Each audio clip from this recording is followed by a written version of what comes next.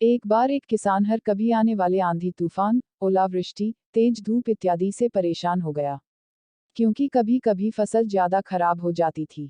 इसलिए वह परेशान होकर ईश्वर से शिकायत करने लगा।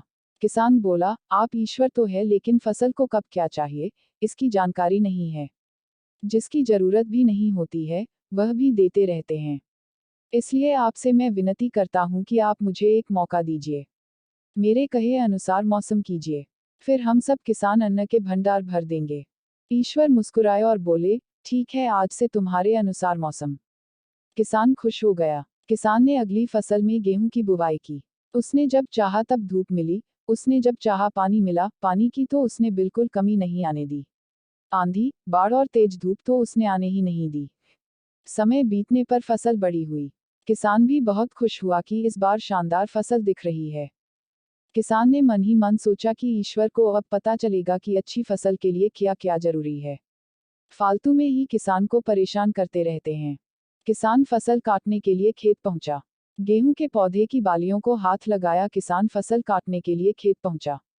गेहूं के पौधे की बालियों को हाथ लगाया तो उसके पैरों तले जमीन खिसक गई। उसने देखा कि किसी भी पौधे की बालियों में एक भी दाना नहीं था। तो उसके पैरों तले जमीन खिसक गई। उसने देखा कि किसी भी पौधे की बालियों में एक भी दाना नहीं था। इस पर ईश्वर बोले, हे प्रिय किसान, ऐसा तो होना ही था, क्योंकि तुमने इन पौधों को बिल्कुल भी संघर्ष नहीं करने दिया। इन्हें ना तो तेज धूप में तपने दिया, ना ही आंधी का सामना करने दिया। इन्हें किसी भी प्रकार की चुनौतियों का सामना नहीं करने दिया। इसलिए बाहर से भले ही अच्छे दिख रहे हो लेकिन ये अंदर से बिल्कुल खोखले हैं, इनके अंदर कुछ भी दाने नहीं। पौधे जब विभिन्न चुनौतियों का सामना करते हैं तो उनमें ऊर्जा पैदा होती है।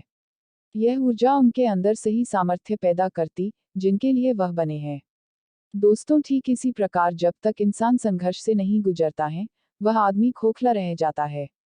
जीवन की चुनौतियां ही उसके लिए उन्नति के नए रास्ते खोल देती हैं और आदमी को मजबूत और प्रतिभाशाली बनाती है। इसलिए आपके भी जीवन में मुसीबतें या चुनौतियां आए तो घबराना मत। यह आपको बिखेरने के लिए नहीं, निखारने के लिए आए है।